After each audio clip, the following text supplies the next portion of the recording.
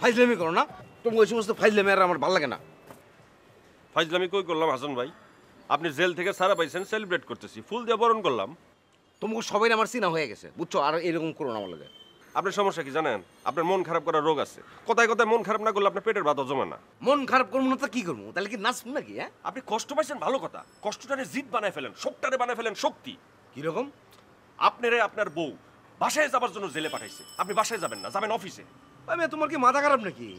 বাসায় গেছি, জেলে পাঠাইছে। অফিসে গেলে জেল না, আন্দামানে পাঠাই দেবো, নির্বাসন, বিদেশ। আপনি এখানে তো ভুল করতেছেন হাসান ভাই। আপনারা আপনার বউ জেলে পাঠাইছে বাসায় যাওয়ার জন্য না, বাসার সামনে দাঁড়ায় আজাইরা চিল্লাপাল্লা করার জন্য। এখন আপনি অফিসে যাবেন, চিল্লাপাল্লা করবেন না, মধুর ব্যবহার করবেন। সে যত চিল্লাচিল্লি করবে আপনি তত মধুর ব্যবহার করবেন। কেন? কারণটা বুঝতেছেন না? আপনি যখন অফিসে গিয়ে খুব ভালো ব্যবহার করবেন, হে যখন চিল্লাইবো তখন পাবলিক সিম্পিতি পুরোটা এসে পড়বো আপনার উপর, এর উপর আসবো না। তাতে আমার লাভ কি? তাতে আপনার লাভ কি? মানে পুরোটাই তো আপনার লাভ। আপনি তাহলে পেন দিতে পারবেন, পেন দিতে দিতে দিতে দিতে পেইনের একদম সর্বোচ্চ পর্যায়ে নিয়ে যাবেন। আমি আমার বউরে পেন দিব কেন? আপনি বড় ভালো মানুষ, আপনার বউরে পেন দিতে চান না। আরে একবার ভাইবে দেখেন আপনার বউর কথা। সে আপনার জেলে পাঠাইছে, আপনার ইজ্জতের ফালুদা বানাইছে, তার কি এটা রাইট আছে? না, সেটা তো সে কখনোই করতে পারে না।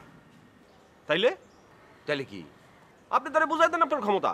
আপনি যে সহজ লোক না, আপনি যে ঠান্ডা মাথায় প্রতিশোধ নিতে পারেন, আপনি বুঝাই দেন আপনার ক্ষমতা তারে।